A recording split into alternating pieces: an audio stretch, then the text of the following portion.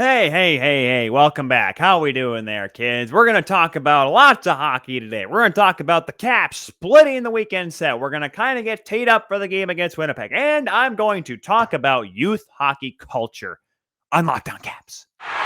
Your Locked On Capitals, your daily podcast on the Washington Capitals. Part of the Locked On Podcast Network, your team every day.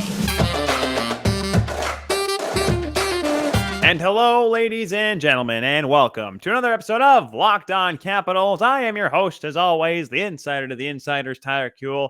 Yes, back on this Tuesday edition of Locked On Caps. I'm sorry, guys. I know I missed Monday. I know you guys were all jacked up, ready for me to go off on the team on the weekend set. Well, unfortunately, I was not able to do so. I thought I was going to be able to do the show remotely from Detroit, where I was.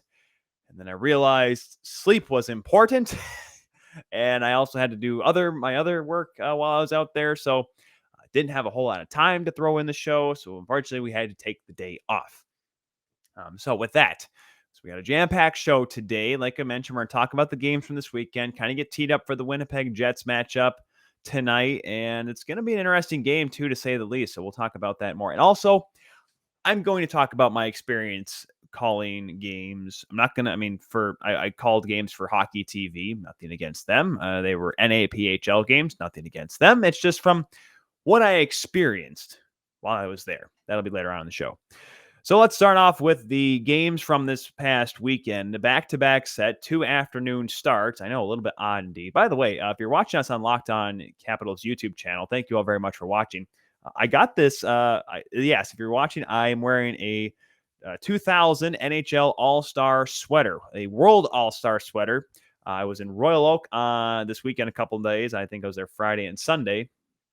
Or no, Friday and Monday. And I found this sweater sitting on the rack. They had like some jerseys, and all of a sudden this one was there. I'm like, how much is this? And I'm like, they're like 40. And I'm like, I'll give you 30. And I'm like, fine, get it out of here. And I'm like, sweet. So there's no name. It's a plain back or whatever, but I liked it because the first thing I saw, like I'm a fan of like classic all-star sweaters. And it's funny. We talked about that last week. We were talking about the all-star games. We were talking about how I like the old ones or whatever on the stripe. And then it's lo and behold, I find this thing, and it was the Toronto one. Oh, it's on this side, the patches. I noticed that because that is the logo from that year. I believe they used it from 2000 to, was it just 2000, 2001, 99? I think, no, 99, they had the red and blue. I'm trying to think. I think they did it through 02, maybe 03. I liked them. I thought these were pretty cool looking. So glad I got it. And so it's kind of neat because this is the world one, which would be, if Alex Ovechkin, if they ever went back to the North American versus world format, Ovi would probably be on that one. Saturday's game against the New York Islanders, a team that has played the least amount of games in the National Hockey League. I don't say a ho-hum game, but the Capitals played really well. They controlled, which was kind of expected against the Islanders, even though prior to this season, we thought this was going to be a much tighter matchup. But they dominated in shots throughout the entire game. They outshot them 16-7 in the first period, started off flying. The Islanders kept it a little bit close, but you know what? A big game. Tom Wilson finding the back of the net. He ends his goalless drought, his 10th of the season. I thought, that was a good start for him. And once again, that top line being a key factor, even though it wasn't even the top line that was out there. Alexei Protas ends up picking up the assist, his 6th assist of the season. And, I thought the Capitals were going to go off and running. The way that first period was, I thought they were going to blow them out.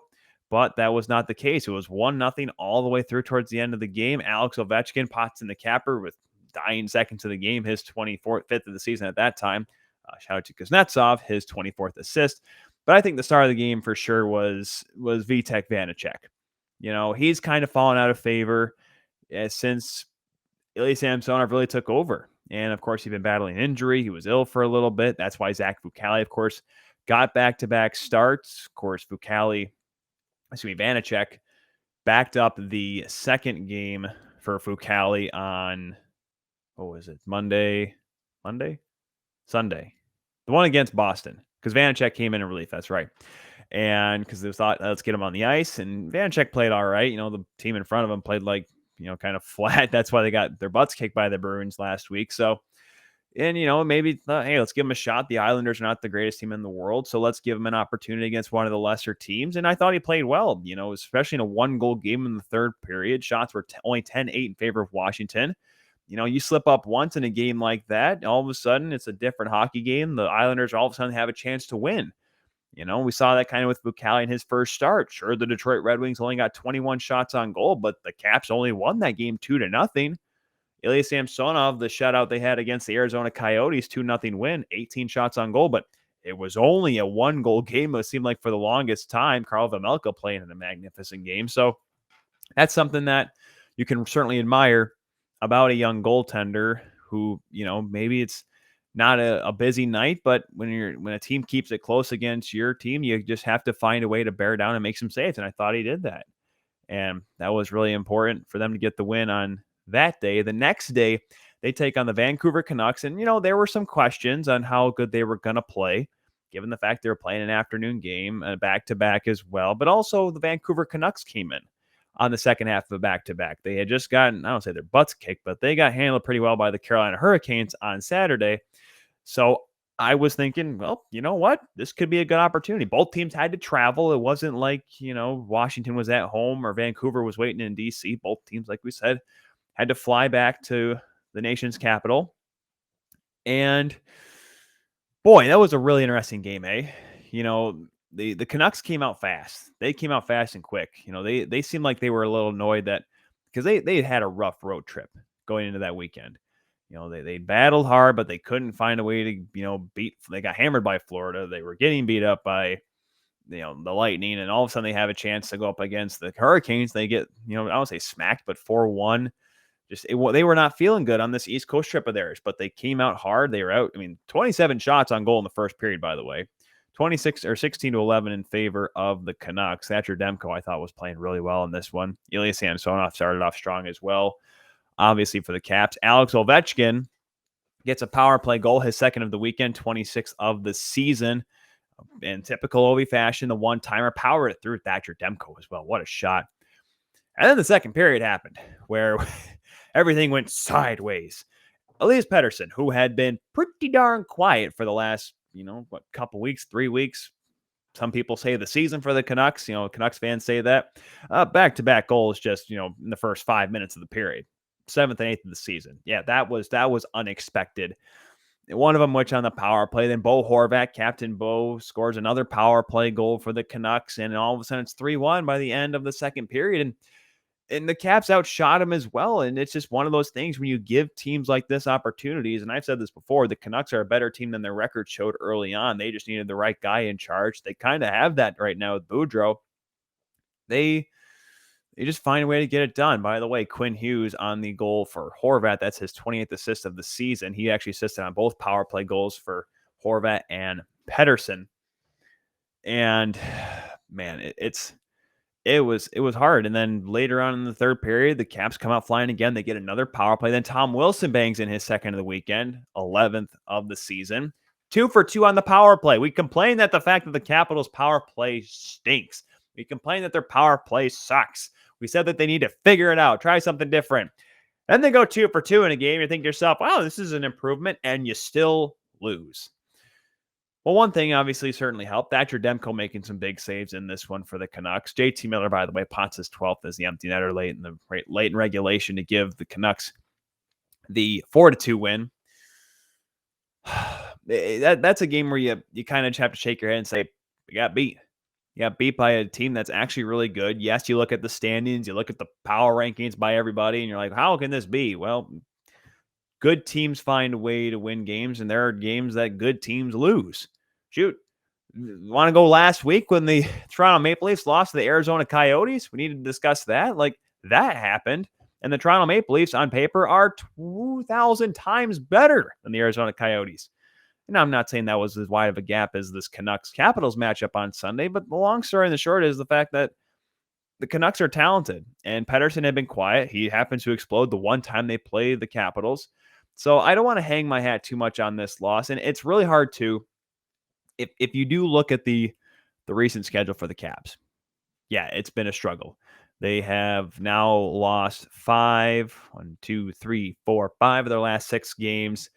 there is cause for concern, but that was the cause for concern we had before this weekend, right? And I mentioned having 2 wins for this weekend was important, given the fact that you played the Islanders. Well, if you lost to the Islanders, I think this is a much different episode of Locked On Capitals, if you probably guess. But you do split the weekend, you get a win, and you took on a Canucks team that is right now, I don't want to say playing with destiny, but they're playing with that honeymoon phase of having a new coach. And Bruce Boudreau, we saw it back in 07, 08, taking a team that has potential to make the playoffs, just didn't know if they actually could or not. Jumped on board, became the head coach behind the bench, and all of a sudden they're a playoff team of the Capitals, and they haven't looked back since. A couple different coaches since then, but you get my drift. Boudreau finds a way to bring the best out of this team, especially on the offensive end as well. And so, and then we'll get into this a little bit with the Winnipeg Jets matchup here tonight. There are stretches of the season where good teams kind of slumber, and this is it for the Capitals right now. And it's going to be important for them to break out of the slump. Now that we're going to see some more consistent games coming up here as well, that certainly helps. They play tonight, like I said, against the Jets. And then you play the Bruins on Thursday. You play Thursday, Saturday, Monday, Wednesday, Friday. And I'm trying to figure out what day of the week that is because it goes to February 1st, but it doesn't say on the calendar here. I don't have like the actual box calendar. I just had the list of games. Friday, Saturday, Sunday, Monday, Tuesday. So I have a couple days off before Tuesday, Wednesday, taking on the Pens and then the Oilers before the All-Star break. So consistent amount of games, and I think that's going to help the Caps as well because a lot of stops and starts really since before the break, before the Christmas break, because obviously games were postponed, so that opened games up a little bit. And then the last 2 weeks they played a combined 4 games. So yeah, it's a little uneasy, and we're still waiting to hear if any games are going to be scheduled for next month for the Capitals because of the postponements. We'll just have to wait and see on that. So there could be some action coming up here next month, more than was originally anticipated. But we'll take a break before we get to the Winnipeg Jets matchup and the upcoming games for the Caps furthermore. And remind you that it's the new year, so that means New Year's resolutions. And if yours is about getting fit or eating healthier, make sure you include Built Bar in your plan. Built Bar is the protein bar that tastes like a candy bar and maybe even better than a candy bar. It makes it easier to stick to your resolution as Built Bar as well because it tastes so good you'll want to eat it, unlike other protein bars which can be chalky, waxy, or taste like a chemical spill. Even if you're not a huge fan of working out, you can at least eat something that tastes good and is good for you. That way, when you enjoy a delicious Built Bar, you can almost count it as a workout. Go to Built.com right now to use the promo code LOCKED15, that is locked with the numbers 15, to get 15% off your order at Built.com. Once again, LOCKED15 for 15% off at Built.com. Winnipeg Jets. I had high hopes for this team coming into the season. I really thought the Jets were a team that was going to be competitive in the Central. And I say that like they're not, but they have slowly fallen out. There's an 8-point gap between them and, dare I say, 4th place Minnesota, which is a thing because remember how Minnesota was first in the Central? We're losing our minds. It's great, crazy things going on. Well, yeah, now they're back down to 4th and Winnipeg behind them in 5th, but 8 points back. It's not like they're playing horribly. They won 5 of their last 10 games. They just haven't really found consistency. They did earn a win in their last game. They haven't played since Thursday, the January 13th. My gosh, seemed like it's been forever. So, they've had a good chunk of time off to rest up since their win against the Detroit Red Wings, but they have been playing well as of late. They won 4 of their last 5 games, albeit one of those wins was against the Arizona Coyotes, but they beat the Vegas Golden Knights in overtime. They've hung on to beat the St. Louis Blues in regulation at home. And that was, of course, since the last time these two teams met up in Winnipeg back in December when the Caps beat the Jets on home ice in the Peg up in Manitoba. So, yeah, this team is playing all right, and obviously postponements have spread out their schedule a little bit, but you know what? They have the talent. They have some skill, and you don't want to take them lightly. And I don't know who you go within net. I don't think Samsonov played abysmal against the Canucks. Vanacek did pick up the win, and you know what does Peter Laviolette always say? You ride the hot hand. Is the hot hand Vitek Vanacek after a shutout against the Islanders? I don't know. It's one of those things too, because it's not like you can determine after the morning skate. No, you figure that out before the morning skate, because that really all depends on how that goaltender ends up preparing on the day. Because there are some times when you have a certain routine as a starting goaltender one night, and I myself, I was no different. If I knew I was playing that night, I don't want to say I took things more seriously, but I locked myself in early on in the day, and I knew that I had to get ready for a big game that night. If I was backing up, well, you know what? I may sit up and watch a movie on Netflix instead of taking a longer nap. This team does have some injury woes, though. Certainly a lot of players right now in COVID protocol. I'm not sure how many are going to come back before the game. Blake Wheeler was skating, but he has been out for a while. He doesn't seem like he's going to be back certainly in time for tomorrow night's game. But Nathan Beaulieu is on COVID protocol. Brendan Dillon, former cap Nikolai Ehlers. Ville Heinola is also on COVID protocol. We don't know, and we won't know until tomorrow who has been released on the COVID protocol list. But this team certainly has guys that can put the puck in the net. I mean, Kyle Connors having another great year for the Jets. Andrew Kopp is, I don't say having a breakout year, but he's certainly having a better year compared to years past as well. Nate Schmidt is having a great year on defense, and he's leading a core that sees like him. I mentioned Beaulieu. Neil Pionk is a solid guy back on the blue line. I like Josh Morrissey. He's obviously been, dare I say, tabbed, someone who thought they were going to have to be a number one defenseman, but thankfully he's getting support there as well after guys like Bufflin, Enstrom, Trouba all left. He was kind of left by himself to think, what am I supposed to do here? Pionk's like, hi, I'm here, buddy. But, eventually he's realized that he's still a top four defenseman. It just helps when you have some extra help, eh? So this is going to be a good matchup tonight. And I think the Caps realize too, this is going to be a matchup where you kind of have to find a way to beat a good team. And they still have Connor Hellebuyck back there, who is, certainly, I know his numbers aren't glorious. He's not Vezina caliber like he was a couple years back, but I still think he's a really talented young man. He's still one of the top goaltenders in the league. Would have certainly been the United States starting goaltender at the Olympics had the NHLers gone. So this is going to be a tight one. I believe, then again, it could be a tight game, but it easily could be a 6-5 game. I think the Capitals, though, realize you don't want to get an open, don't want to get wide open. Got to watch the penalties, obviously, because, this is a team that has a power play that is operating at, let's see, what is it at? It says 20.75%, which is a little above the league average, and you can see what the weapons they have. And I know they didn't take too many penalties against the Canucks, but it's one of those things that, hey, the Caps went 2 for 2. And I believe it was, 2 for 4 for the Canucks? Let me just make sure before I say that. 2 for 4 for Vancouver. That's right. So if you give good teams chances, then there's a good chance they could cash in on them. So Caps just got to play a smart game. They got to play it the right way, dare I say. And, just keep it smart, and they could come out on top, whether it be Vanacek in net, whether it be Samsonov in net. I think Samsonov could have a bounce-back game, even though, once again, I don't think he played poorly at all against Vancouver. Just bounce back in the way of helping the team get in the win column, because this team wants to certainly go into the All-Star break on a high, because the last thing you need to do is go in single digits in your last 10 games. Not single digits last 10 games, but, right now losing 5 of your last 6, that's certainly not a way you want to go into what could be an extended break. May not be a 3-week break, but it certainly will be some time off for the Caps, and that'll wear on the team too, because we talked about how right now there's questions on whether or not they want to make moves at the trade deadline. Is it worth making moves at the trade deadline? The goaltending, obviously, we've mentioned. People have wondered about whether or not they should go out and get a goaltender. I don't know. Are they playing with house money? Well, someone tagged me in a comment the other day. Let me see if I can quick find it here. And I just want to make sure. Where is it? Hold on a second. Sorry, a couple of people messaged me just now. Where was it? Oh, I was tagged. I wasn't messaged. That's right. It was Sean Campbell, who is a fan. Well, it's an odd fan he is. He's a fan of the Washington Capitals, the New York Mets, the San Francisco 49ers, and Eastern Michigan University over in Ypsilanti. Kind of odd.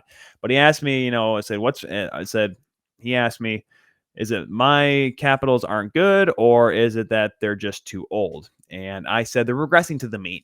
This is kind of where we had them kind of pegged. 3rd in the division, good enough to make the playoffs, but maybe not a deep run. And, but maybe we were kind of spoiled early on. They were scoring at will. Ovi was scoring at a 75-goal pace or whatever the heck it was. So, yeah, you're right. Maybe there was a time that we thought the Capitals were maybe playing a little bit out of their comfort zone or a little bit out of their expected roles. And now we're back to where we thought they were.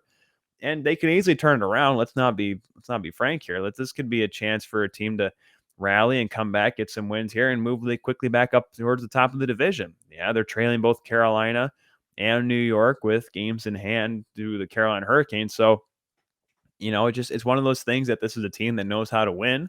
They have the right people in the room to do so. And you know what? They could easily turn it around. They're not going to count them out and say they're going to fall out of the playoff picture or they're just going to be a first round exit. Still a lot of hockey to be played before we get to that point.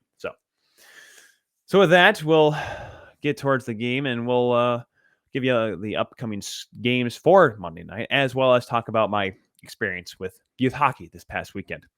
But first, BetOnline would like to wish you a happy new betting year as we continue the march to the playoffs and beyond. BetOnline remains the number one spot for all the best sports wagering action for 2022.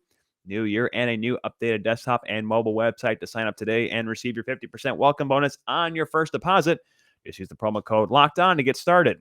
From football, basketball, hockey, boxing, and UFC right to your favorite Vegas casino games, do not wait to take advantage of all the amazing offers available for 2022. BetOnline is the fastest and easiest way to wager on all of your favorite sports. BetOnline, where the game starts. Quick look at the scoreboard for Monday night. We'll talk about some of the games on Sunday too. Red Wings come back from 2-0 down to Monday. I feel like it's Monday for me because it's my first show of the week, obviously. But Monday, Martin Luther King Day, had a lot of good games. Red Wings beat the Sabres in overtime, came back from a 2-0 deficit. Avalanche hold on to beat the Wild in a shootout. I honestly turned the game off after overtime because I hate shootouts. It was a great game. Kirill Kaprizov scores. The Avs were coming back and forth. It was an exciting game, to say the least. Unfortunately, it had to end in the skills competition.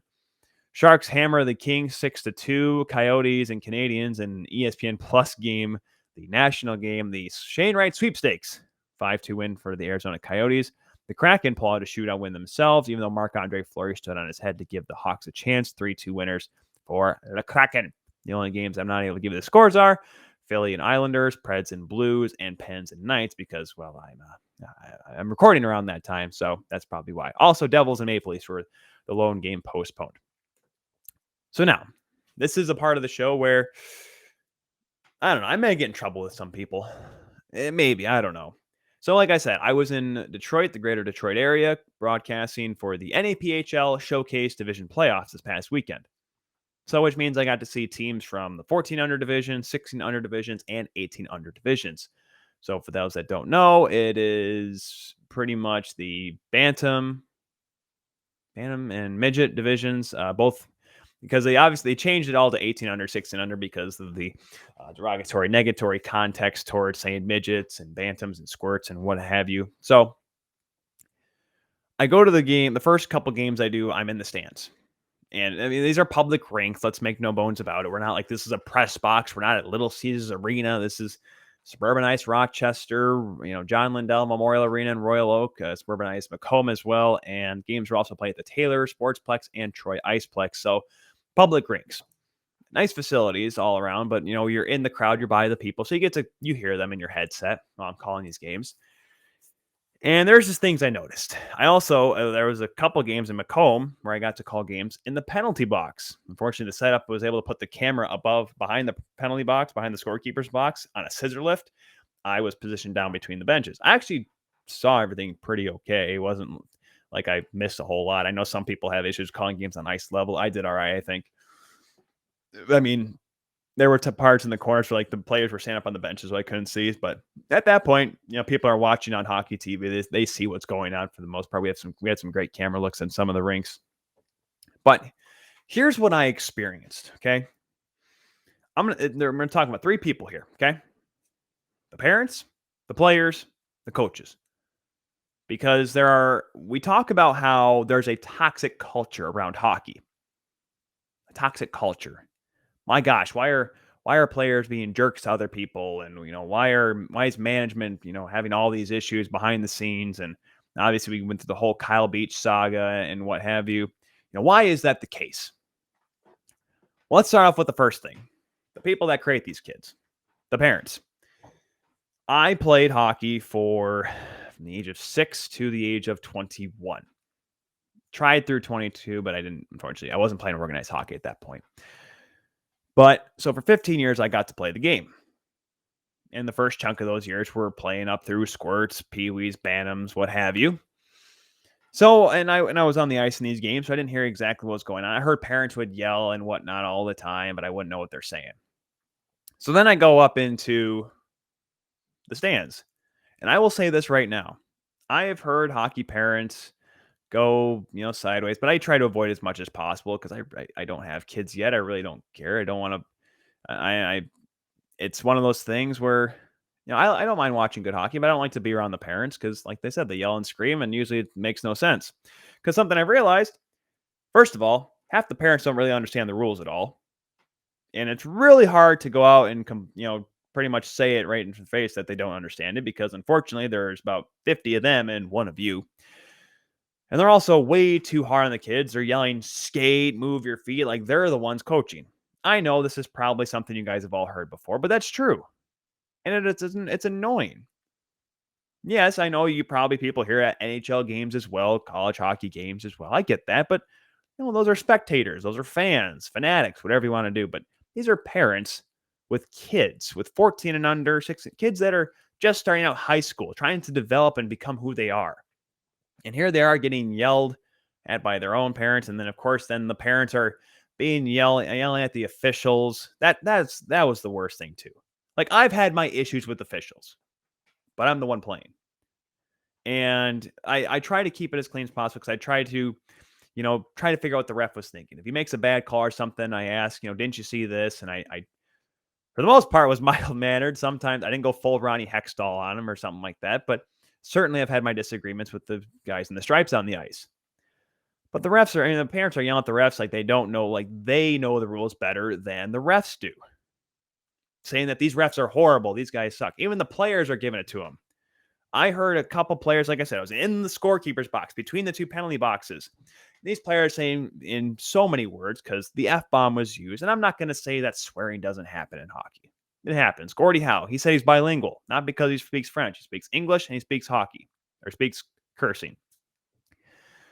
But they're yelling at these refs like, get a new job, get a different job, find a new line of work, blah, blah, blah. And yet here we are in today's world with a shortage of officials. And I know it's not just hockey either. This is baseball, basketball, all sports across the board have a shortage of referees because of them being both realizing that, this isn't worth the $50 that I'm supposed to get paid because I don't want to be ridiculed. I don't want to be chastised by people that don't actually know the rules and players that just are mad because they're the ones in the penalty box.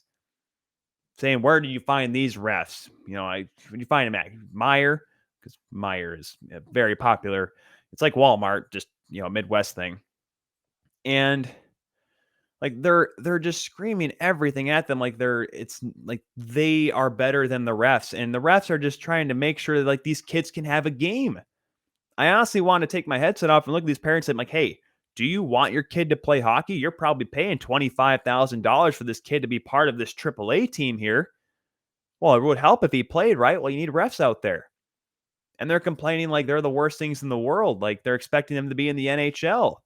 Well, don't forget, kids, the NHL refs are they make the same mistakes as these guys do on a Saturday morning at 7 a.m. in Troy, Michigan.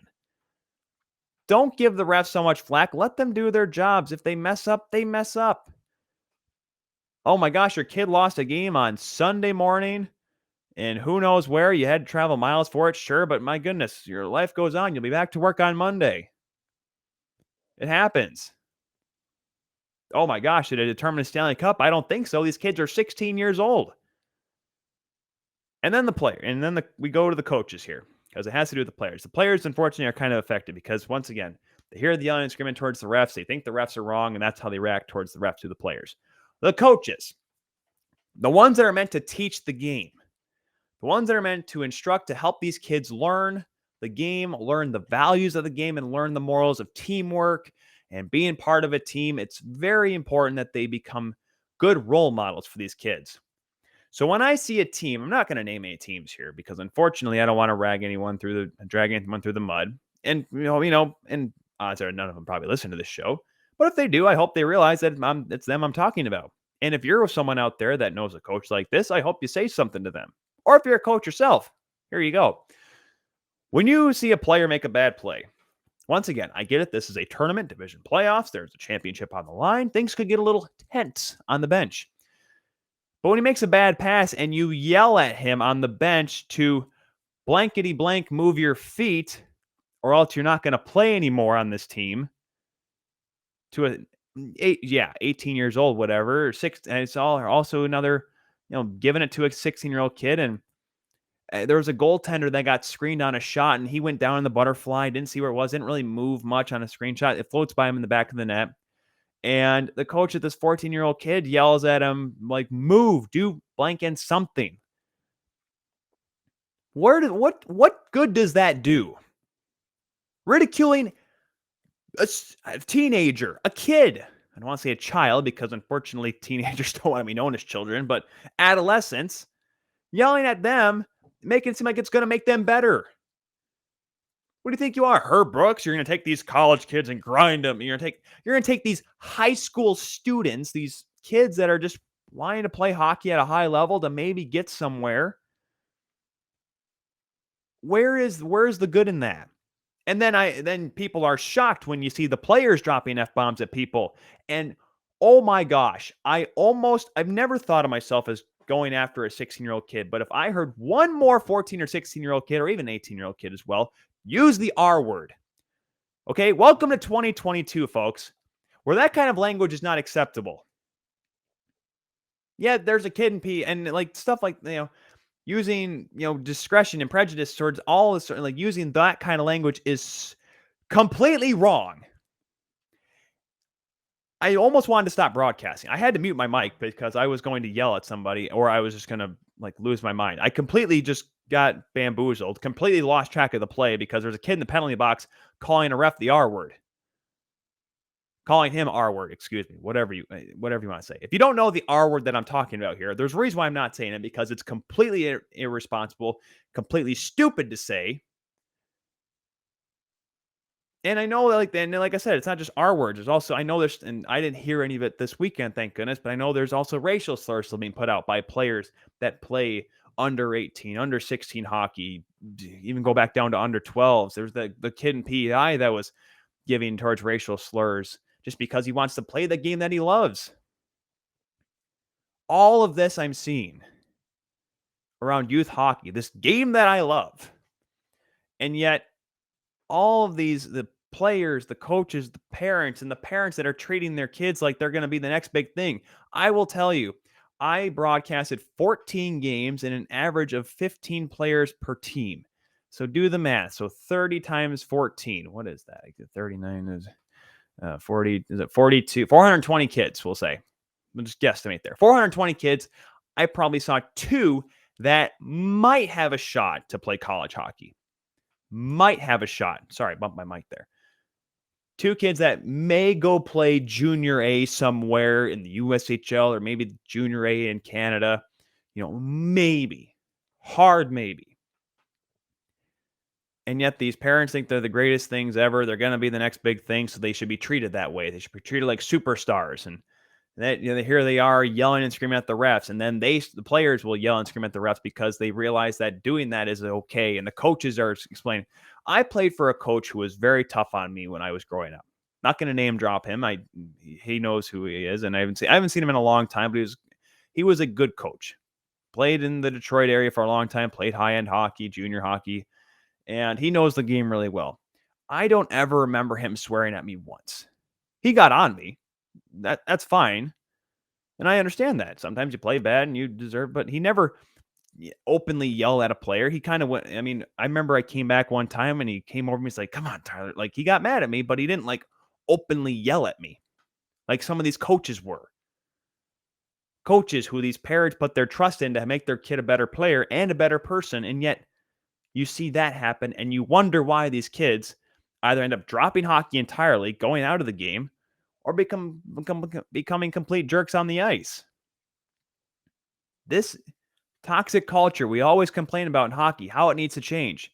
It needs to change from the beginning. Kids, strap on and lace up those skates. It needs to start there.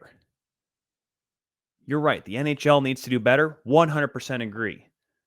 We as people need to be better. 100% agree. But These kids, when they first step on the ice and they fall in love with this game that we love, they need to be shown the right way from the get-go. That's what's going to change hockey culture. People complain how Connor McDavid is just ignoring the questions on Evander Kane's personal life and whatever, and saying whatever's better for the team, because when he's coming up through the ranks in the GTHL, that's how he was bred. He was bred to be a robot, to just talk about the team and winning hockey games. I don't know how much he was yelled at. He was only the best player ever in the world during his entire youth hockey experience, it seems like. But that's my point. These kids need to learn the right way to become a hockey player, the right morals, because we need to be better. We need to be better. In order to eliminate this aura of the hockey toxic culture, this culture around the sport that has really been a firestorm of news over the last 18 months, it needs to change, and it's going to have to start early. It has to start early because we need to show kids a better game. We need to show how great this game is and how great it can be by being better and bringing them up through hockey. From the parents to the coaches, and they'll come to the players. That is it for that part. It's frustrating. It was good hockey too. Fun games, great games. But the stuff you see players do in college hockey and junior hockey, and you wonder, man, where'd they learn that stuff? Go see where they played in Pee-wees, 12 and under. Go see where they played and developed their games. And you'll see where they learned it from. That is it for this edition of Locked On Capitals, everyone. Thank you very much for listening and watching, as always. Follow us at Locked On Caps on Twitter. Follow me, the Insider of the Insiders, Tyler Kuehl, at TJKU29. We'll be back tomorrow to talk about the Winnipeg Jets matchup with the Capitals and get set as well for Thursday's game with the Bees. Thank you all very much, and we'll see you tomorrow.